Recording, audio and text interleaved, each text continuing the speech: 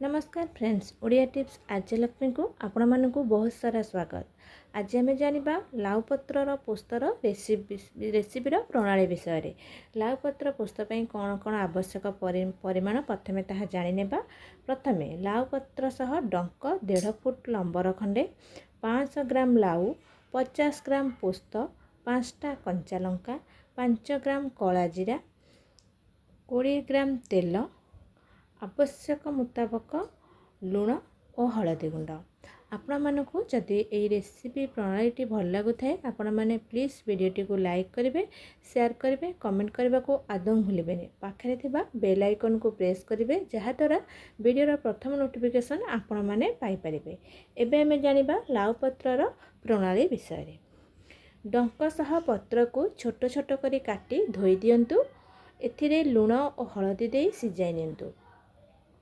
कंचा लंका और पोस्त बाटिकी रखंतु। कढ़ाई रे तेल गरम करी कला जीरा फुटण को फुटांतु। यह भल भावे फुटिले लाउ डंक पत्र सिझा को पकांतु। यह भल भावे फुटिगले सिझा को पकाई देबे।